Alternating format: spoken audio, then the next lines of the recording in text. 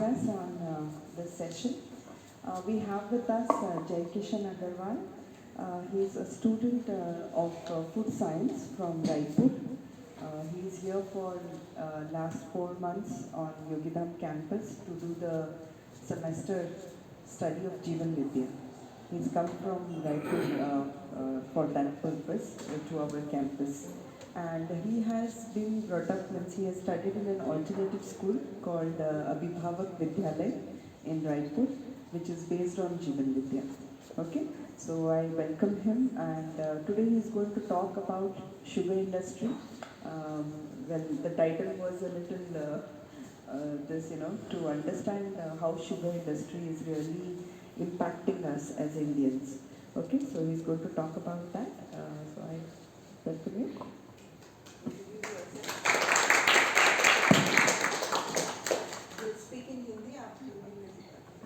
Okay, so मेरा नाम जय किशन अग्रवाल है and I am from Chhattisgarh Raipur. और जैसा कि मासी जी ने बताया, मेरी स्कूलिंग ऑल्टरनेट स्कूल में हुई है 7 से 10 तक के। मैंने 10 NIMS से दिया ओपन स्कूलिंग और 11-12 में साइंस परस्यू किया और फूड इंडस्ट्री में पैशनेट था, तो फिर BSc फूड साइंस में एडमिशन ले लिया। करेंटली मैं 6 महीने का जो पठन सत्र है अचोट यहाँ पर आत्मीय में, उसके लिए आया हूँ।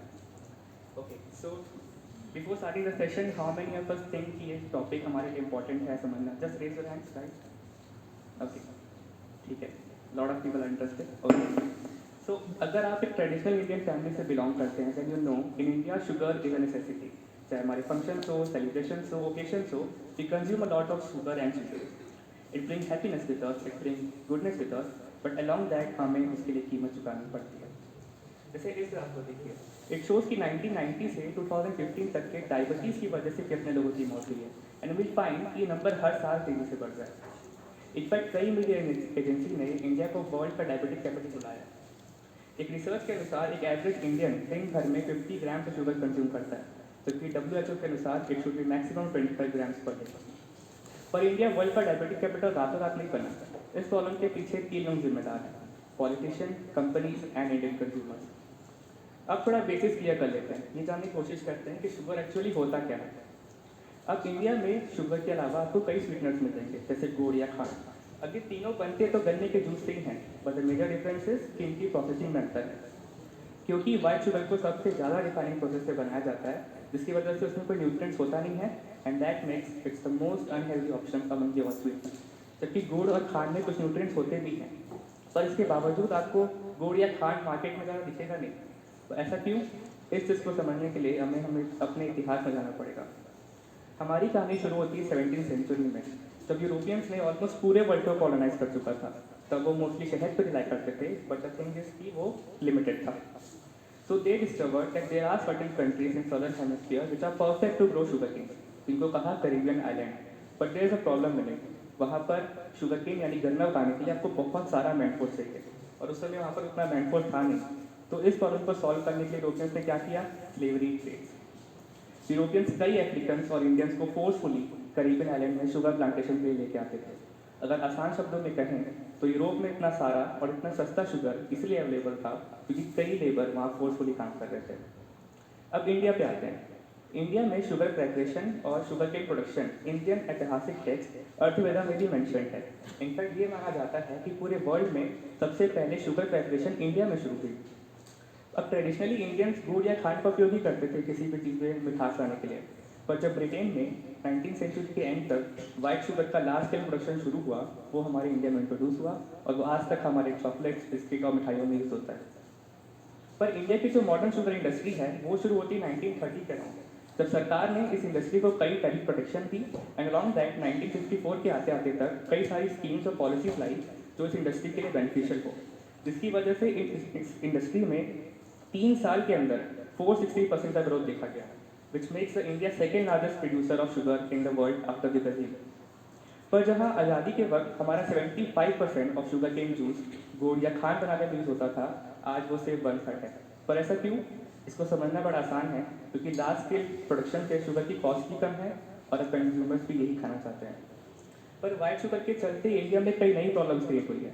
पहले आइडेंटिफाई करते हैं कि प्रॉब्लम्स है क्या, फिर जानने की कोशिश करेंगे कि प्रॉब्लम्स का कारण क्या है। अगर हेल्थ की बात करें तो white sugar mainly 3 problem create करता है। पहला, शुगर में एंटी कैलोरीज होती है, यानी वो आपको कैलोरीज तो देता है, यानी एनर्जी तो देता है, पर उसमें कोई न्यूट्रिएंट्स होता नहीं है, क्योंकि गुड़ और खांड में कुछ न्यूट्रिएंट्स होते भी हैं। दूसरा है क्रेविंग्स। कोई भी व्यक्ति अगर शुगर कंज्यूम करता है तो उसके अंदर चीनी या फिर शक्कर की क्रेविंग और बढ़ जाती है। क्यों? क्योंकि शुगर खाने से हमारी बॉडी में केमिकल रिलीज होता है, इसको कहा डोपामिन, जो हमारे प्लेजर की फीलिंग से एसोसिएटेड है। यानी जब भी हम शुगर कंज्यूम करेंगे, डोपामिन रिलीज होगा और वो और शुगर खाने के लिए क्रेव करेगा। तीसरा कारण है डायबिटीज़। हम इसे कुछ लोग जानते होंगे कि शुगर का डायबिटीज़ से डायरेक्ट कनेक्शन है। जितना हम शुगर ज़्यादा खाएंगे उतना ही डायबिटीज़ का रिस्क बढ़ता है। एक सर्वे के अनुसार अगर एक व्यक्ति डेली बेसिस पे स्वीट ड्रिंक्स कंज्यूम करता है तो उसका डायबिटीज़ टाइप 2 होने का रिस्क 25% तक बढ़ जाता है। जबकि अगर वो फ्रूट्स या वेजिटेबल कंज्यूम करे तो वो रिस्क कम हो सकता है। क्यों? क्योंकि वो नेचुरल फॉर्म में होते हैं और दूसरा क्वांटिटी भी कम होती है। जैसे 100 ग्राम ऑरेंज में 9 ग्राम्स ऑफ शुगर पाई जाती है, जबकि 100 ग्राम्स ऑफ किटकैट में 51 ग्राम तो सिर्फ शुगर ही है। अब जैसा कि हमने बात की कि शुगर का सिर्फ हमारे हेल्थ पे खराब असर नहीं है, हमारे एनवायरनमेंट में भी खराब असर है। Sugar cane is one of the most water demanding crop in India. HM डेसाडा, जो एक सीनियर इकोनॉमिस्ट हैं, वो कहते हैं कि 1 हेक्टेयर शुगर केन उगाने के लिए हमें 3 करोड़ लीटर पानी का यूज़ होता है। जबकि अगर ये पानी उसमें यूज़ ना किया जाए तो 1000 लोगों की वाटर रिक्वायरमेंट पूरी की जा सकती है। अब शुगर केन का हमारी इंडियन ग्राउंड वाटर रिसोर्स कम करने में बहुत बड़ा हाथ है। जैसे महाराष्ट्र के एक रीजन मराठवाड़ा में शुगर केन उगाने के लिए हमें 2500 mm पानी चाहिए होता है, जबकि रेनफॉल वाटर सिर्फ 300 से 450 mm ही है। बाकी का पूरा रिलायमेंट ग्राउंड वाटर पर है। अब जैसा कि हमने बात की कि शुगर कई सारी प्रॉब्लम्स क्रिएट कर रहे हैं इंडिया में, पर इसके पीछे का कारण क्या है? बेसिकली एक नेक्सस है कंपनीज, पॉलिटिशियन एंड कंज्यूमर्स के बीच। अब इंडिया में शुगर की पॉपुलैरिटी के 3 कारण बताए जाते हैं। पहला है पैकेज फूड। जैसे रुचिता दिवाकर, जो एक सीनियर न्यूट्रिशनिस्ट है मुंबई में, वो कहती है कि जितना शुगर हम अपने डेली बेसिस पे कंज्यूम करते हैं किचन के द्वारा, वो हमारी हेल्थ के लिए उतना खराब नहीं है, चाहे वो दिन में 1 कप चाय हो या फिर हफ्ते में 1 मिठाई। प्रॉब्लम तब आती है जब हम पैकेज फूड कंज्यूम करते हैं। जैसे कुछ हेल्दी ड्रिंक्स को ले लेते हैं, कॉम्प्लेन या हॉर्लिक्स। कॉम्प्लेन या हॉर्लिक्स क्लेम करते हैं कि वो क्लिनिकली प्रूवन है कि वो बच्चों को टॉलर, स्ट्रॉन्गर और स्मार्टर बनाते हैं और वो न्यूट्रिशन प्रोवाइड करते हैं। जबकि आप देखेंगे कि 20 ग्राम बॉर्नविटा में 14 ग्राम तो सिर्फ शुगर ही है। अब आप बताइए ये हेल्दी कहाँ से हुआ? पर ये जो मिथ क्रिएट हुआ है कि ये सारे ड्रिंक्स और सीरियल्स हेल्दी हैं, इनके पीछे एक मेजर कारण है मार्केटिंग। जैसे महेश बालासेकर, जो सीनियर पेडियाट्रिशियन है मुंबई में, वो कहते हैं कि मार्केटिंग के पीछे का कारण है कि जो इंडिया की शुगर लॉबी है उनके पास बहुत पावर है और वो ये डिसाइड कर सकती है कि गवर्नमेंट उनको कैसे रेगुलेट करे। स्मृति ईरानी, जो एक आईएनआर मिनिस्टर रह चुकी है, पार्लियामेंट में कहती है कि इंडिया में कोई अथॉरिटी है नहीं जो ये डिसाइड कर सके कि कौन से एडवर्टाइजमेंट को बैन करना चाहिए जिनमें हाई फैट और हाई शुगर हो। पर ये इंडस्ट्री इतनी अथॉरिटी के बाहर है क्यों? इसका कारण है पॉलिटिशियन। जैसे कर्नाटक के एक फॉर्मर मिनिस्टर कहते हैं कि इंडिया में सारी शुगर मिल के मालिक कोई ना कोई पॉलिटिशियन है और हर पॉलिटिशियन एक शुगर मिल मालिक बनने की राह में है। अब इन पॉलिटिशियन के चलते इंडिया में हद से ज़्यादा शुगर प्रोड्यूस होता है, जितने की ज़रूरत है नहीं इंडिया में। जैसे लास्ट सर्वे के अनुसार इंडिया की per year requirement 25 million ton है, जबकि प्रोडक्शन 35 मिलियन टन से भी ज़्यादा होता है। अब इस चीज़ के चलते पॉलिटिशियन या कंपनीज ओनर डिमांड को बढ़ाने के चक्कर में है, सप्लाई कम नहीं करना चाहते। जैसे उन्होंने कैंपेन लॉन्च किया है मीठा.org, जिसका सोल पर्पस यही है कि शुगर कंजम्पशन को प्रमोट किया जा सके। अब इसके चलते पॉलिटिशियन को तो बहुत फ़ायदा होता है पर किसानों को नहीं। जैसे ठीक 2 साल पहले 180 मिलों ने महाराष्ट्र की किसानों का पैसा नहीं दिया, जिसका अमाउंट लगभग 24,000 करोड़ तक का है और ये नंबर हर साल तेजी से बढ़ रहा है। और इसमें से सारी कंपनीज के ओनर कोई ना कोई पॉलिटिकल पार्टी के लीडर हैं। तीसरा कारण है कंजम्पशन का शुगर प्राइसेस। क्योंकि डिमांड इतनी कम है और सप्लाई हद से ज़्यादा है, शुगर का प्राइस इंडिया में बढ़ता ही नहीं है। जैसे 20 साल का रिपोर्ट का डेटा है, अब ऑब्जर्व करेंगे कि पिछले 20 साल में शुगर का प्राइस ऑलमोस्ट ना के बराबर बढ़ा है। अब कंक्लूजन क्या है? इस इंफॉर्मेशन या इस लेक्चर का सोल पर्पस ये नहीं है कि आप शुगर खाना छोड़ दें। प्रॉब्लम तब आती है जब वो कंजम्पशन हद से ज़्यादा बढ़ जाता है। इस प्रॉब्लम को सॉल्व करने के लिए 2 स्टेप्स किए जा सकते हैं। पहला गवर्नमेंट की रिस्पॉन्सिबिलिटी, दूसरा इंडिविजुअल। अगर गवर्नमेंट की बात करें तो दे शुड रेगुलेट मार्केटिंग, क्योंकि प्राइवेट कंपनीज अब हद से ज़्यादा बाहर जा चुकी है, जिनको रेगुलेट करना इंपॉर्टेंट हो गया है। दूसरा है हेल्प फार्मर्स। जो फार्मर्स सिर्फ शुगर के क्रॉप में रिलायबल हैं, उनको प्रमोट करना कि वो और क्रॉप उगा सके, उनको एजुकेट करना सरकार का काम है। तीसरा, take on the sugar mill industry. जितनी अथॉरिटी शुगर मिल इंडस्ट्री के पास है, पावर है, वो किसी भी इंडस्ट्री के लिए, नेशन के लिए अच्छी बात नहीं है, तो उस चीज़ को टैकल करना भी गवर्नमेंट का काम है। दूसरा इंडिविजुअल, हम अपने स्तर पे क्या कर सकते हैं। सबसे पहला तो स्विच टू हेल्दी अल्टरनेटिव, जैसे कि गुड़ या खांड को कंज्यूम करना ज़्यादा करें। दूसरा, replace white sugar whenever possible, मतलब जितने पैकेज फूड हैं उसकी हम न्यूट्रिशनल वैल्यू देख के पहले कंज्यूम करें, ना कि सिर्फ मार्केटिंग के ऊपर। तीसरा सबसे बड़ा कारण है try not to follow marketing, जैसे कि मैंने बोला कि हम न्यूट्रिशनल इन्फॉर्मेशन को देख के कंज्यूम करें, ना कि सिर्फ मार्केटिंग को। तो इतनी इन्फॉर्मेशन मुझे अपने तरफ से देनी थी। That's all from my side, thank you for Was it worth it? Sir, if you could please give your views. If anybody also knows something about it and think that you should share here, please do that. It was a really wonderful talk by yourself. He has also discussed pros and cons of sugar industry and interwoven many things of sugar industry, that how sugar is good for health, but on the other side, if you take more sugar, how it is detrimental to your health. So it was very good. Thank you so much.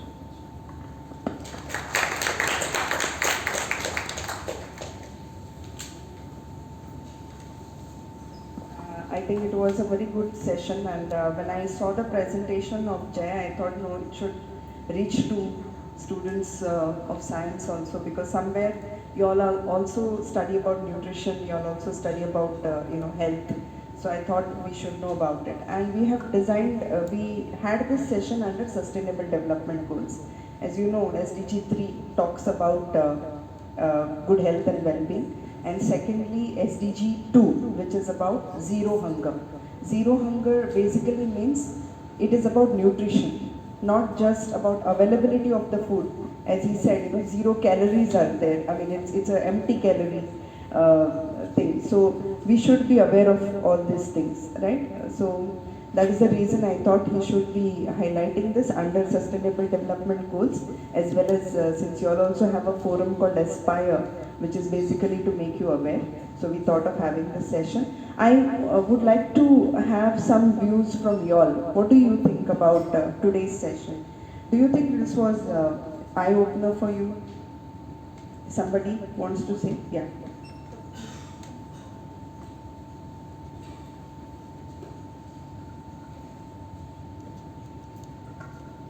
Good explanation. Sugar के बारे में इतनी सारी चीज़ें मुझे तो नहीं पता थी जो इस सेशन में मुझे पता चली, और आपका एक्सप्लेनेशन बहुत क्लियर था, जिससे वर्ड टू वर्ड जो आप कह रहे थे वो सीधा मीन्स समझ में आ गया, डायरेक्टली माइंड में आ गया कि ना नो ये सब भी होता है शुगर इंडस्ट्री में। Thank you so much. Anybody else would like to say something? कुछ आप लोगों को टेक अवे या आपके ध्यान में कुछ आया हो इस इंडस्ट्री को लेके? If any of you all can share something, आपको कुछ पता था पहले से ही?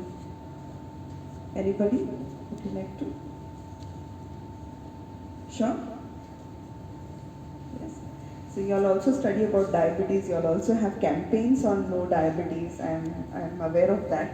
कि आप लोग health awareness के लिए ये सब करते हैं. But then there are some facts that we have to know also.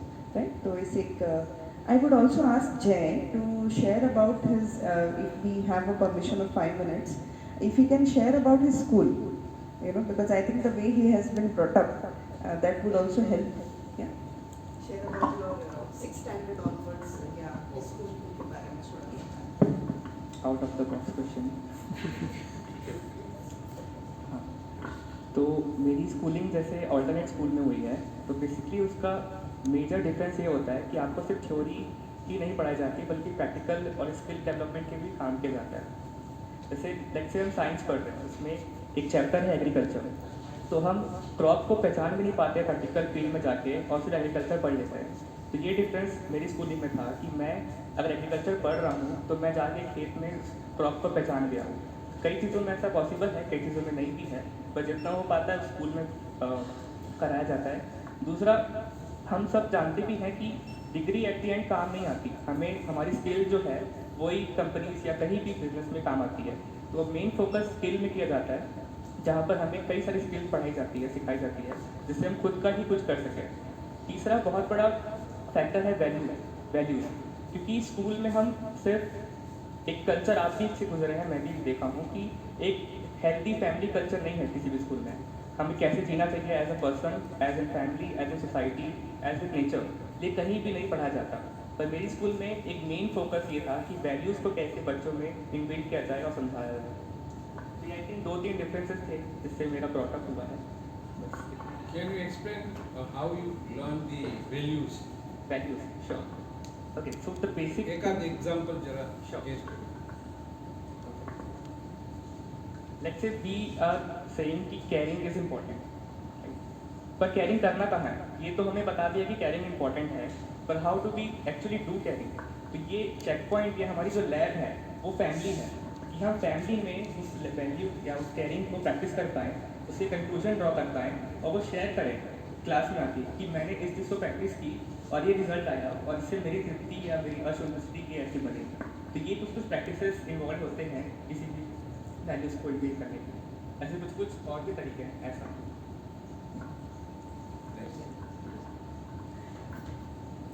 So basically in their school, in the annual day, they do Mulyankan. Mulyankan means every child will come up and he will tell कि round the year कि मैं कितना कर पाया, मैं कितना समझ पाया जीने को, और उसमें से मैंने कितना प्रैक्टिस किया, और वो खुद इवैल्यूएट करता है कि मैं कितना सही 100% कर पाया या कितना नहीं कर पाया।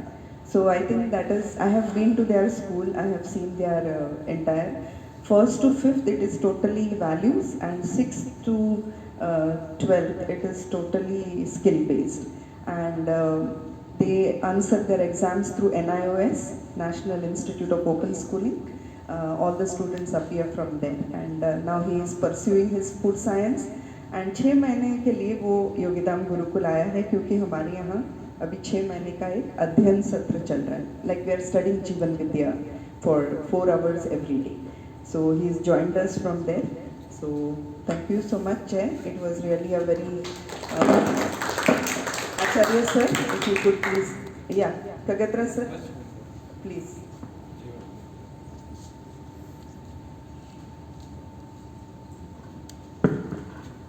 ये जो सेशन बहुत महत्वपूर्ण रहा और सटीक जो भी कन्वे करना चाहते थे वो कम समय में कन्वे कर दिया, और ये जानकारी इसलिए आवश्यक है कि डेली हम उसका यूज़ करते हैं, क्योंकि हर इंसान ये शुगर का यूज़ करते, तो कितना करना चाहिए कितना नहीं करना चाहिए, हमारे लिए ये हेल्थ के लिए उपयोगी है नहीं है, वो हमको देखना चाहिए। क्योंकि हम अभी जो खाते हैं तो वो स्वाद के लिए ज़्यादा खाते हैं, हम हमारे में ऑब्जर्व करें, भाई हम खाते हैं तो हम सामने थाली आती तो क्या सोचते हैं कि भाई मेरे पोषण के लिए है कि स्वाद के लिए सोचते हैं, कैसा सोचते हैं, टेस्ट के लिए खाते हैं या फिर पोषण के लिए, या पोषण के लिए हम खाना खाते हैं तो हमको पता रहता है कि भाई इसमें से पोषण कितना मिलेगा, इसमें नहीं मिलेगा, ये हेल्पफुल है ये हार्मफुल है, वो हम सोचते हैं। तो एक कोई भी फूड है उसके लिए 4 चीज़ चाहिए। पहला चाहिए, एक तो पोषण मिलना चाहिए, पोषण के अर्थ में हम खाना खाते हैं तो किस अर्थ में, पोषण के अर्थ में, तो पोषण पहली आवश्यकता है। दूसरी आवश्यकता है वो पाचक होना चाहिए, फूड है वो पाचक होना चाहिए।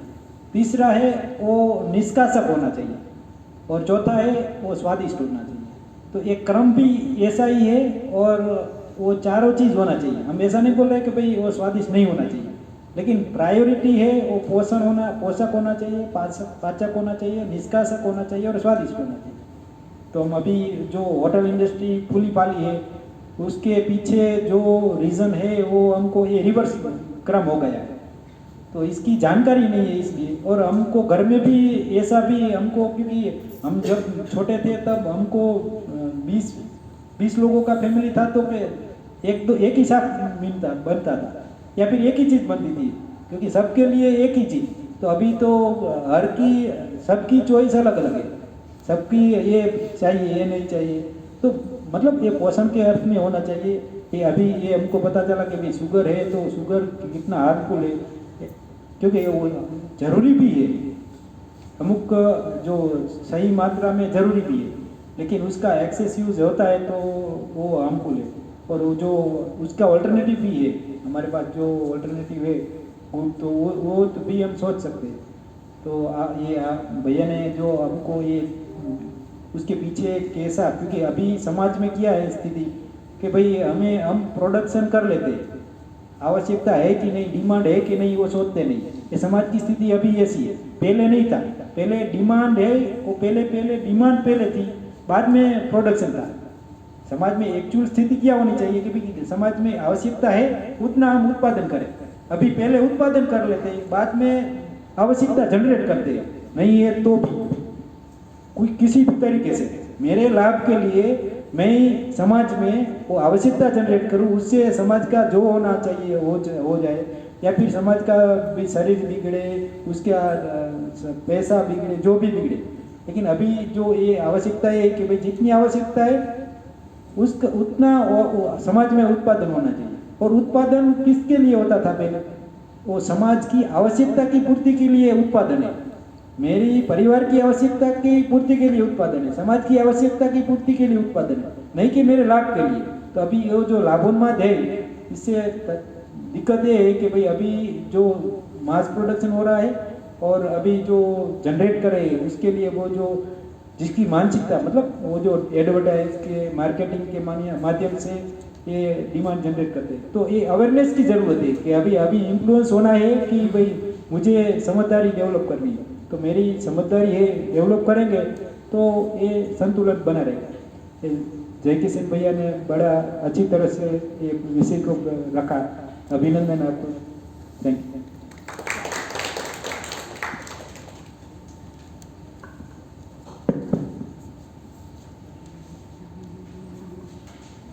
First of all, congratulate to Jai Kishan Bhaiya, way in which he has presented the content in detail. The one sentence which we can use over here, that is अति सर्व वर्जय। कोई भी चीज़ जो है आवश्यकता से अधिक हम यूज़ करते हैं तो directly affect our health. Now थोड़ा what I have experienced with the youngsters. Nowadays, youngsters are very aware about the sugar issues compared to our generation. Yes or no? कितने लोग स्वीट अवॉइड करते हैं खाने में? Just raise the hand. Sweet avoid कितने लोग करते हैं कि नहीं हमें स्वीट नहीं चाहिए, हम नहीं खाते, तो खा लेते हो? कितने लोग राइस अवॉइड करते हैं? काफ़ी सारे यंगस्टर्स अभी राइस अवॉइड करते हैं, नहीं राइस में नहीं खाते, स्वीट नहीं खाते। So the awareness towards the health consciousness is very much required nowadays, because overall development or overall progress of any human being, it has 4 H. One is the hand, your skill, your head, your IQ, your heart is your SQ, and your health. आपका health ठीक है तो सब कुछ अच्छा है, आपका health ठीक नहीं है तो कुछ अच्छा नहीं है। कोई अपने को बुलाएगा तो भी अपने को अच्छा नहीं लगेगा।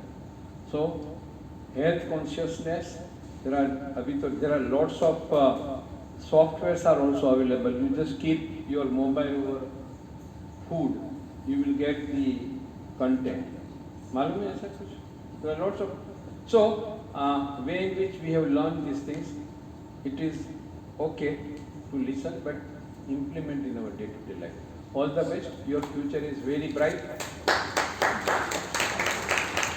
because you are born and brought up in this Sankul. Swamiji is putting lots of effort, the development of our university students. Job placement के लिए तो टीचर्स काम कर रहे हैं, लेकिन जो लाइफ प्लेसमेंट के बारे में जो बात हो रही है, way in which madam is putting effort, Sheetal madam, you will find in a very rare university. All the best, thank you.